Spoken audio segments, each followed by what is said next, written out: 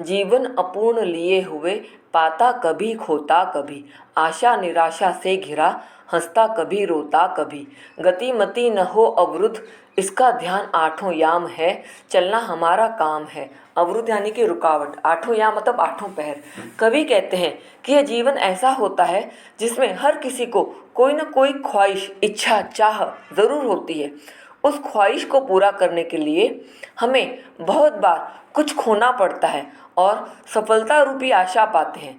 कभी हमें ऐसा लगता है कि जो श्रम हम कर रहे हैं उसमें सफलता निश्चित रूप से प्राप्त होगी, लेकिन दूसरे ही पल कुछ रुकावट सी आ जाती है और हमारा जीवन निराशा से, सैडनेस से, होपलेस एटीट्यूड से भर जाता है। कभी हम उस लक्ष्य को प्राप्त करने के लिए हंसते हुए आगे बढ़ते रहते हैं, लेकिन कभी कभी निराशा मिलने पर हमारा मार्ग रुक भी जाता है। तब हमें हमारा जीवन रुका हुआ सा प्रतीत होता है, मुरझाया हुआ सा प्रतीत होता है, बोझिल सा प्रतीत होता है। हमें 24 घंटों में, आठों प्रहर में केवल एक ही बात का स्मरण रखना चाहिए, ये याद रखना चाहिए कि जब तक हमें लक्ष्य न मिले तब तक आशा रूपी फूल को मुरझाने नहीं देना चाहिए। हमें रात दिन यही स्मरण रखना चाहिए कि आशा रूपी फूल मुरझा न पाए। कवि मनुष्य को प्रेरणा देता रहता है कि हमें निरंतर आगे बढ़ते रहना चाहिए। गति मति न हो अवरुद्ध, इस पंक्ति से कवि क्या कहना चाहते हैं? गति मति न हो अवरुद्ध से कवि का आशय है कि जीवन में सफलता असफलता तो लगी रहती है, लेकिन हमें परिश्रम करते रहना चाहिए।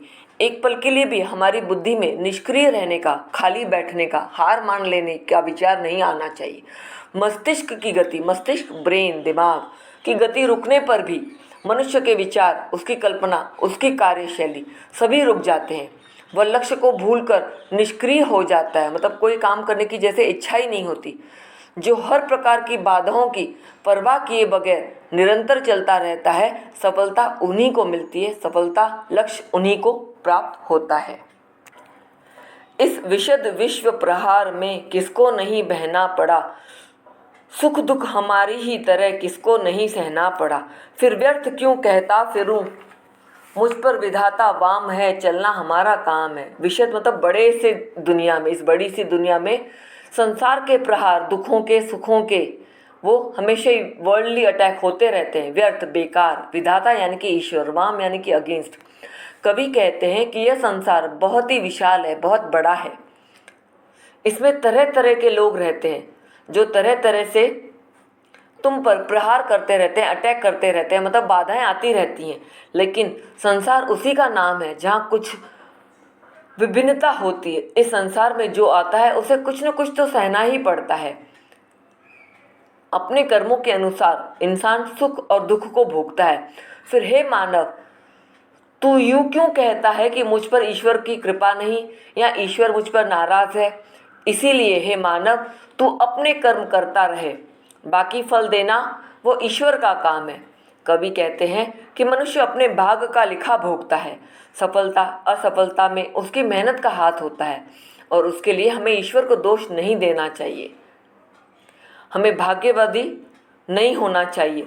हर व्यक्ति अपने कर्मों के अनुसार फल पाता है, इसीलिए दुखों के लिए ईश्वर को दोष कभी भी मत दो।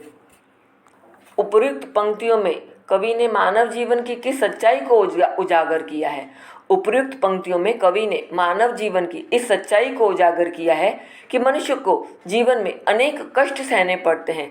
अपने गंतव्य तक पहुंचने में अनेक प्रकार के व्यवधान उपस्थित होते हैं। गंतव्य मतलब अपनी राह पर, अपने लक्ष्य को पहुंचने के लिए उन्हें बड़ी ही मुसीबतों का सामना करना पड़ता है।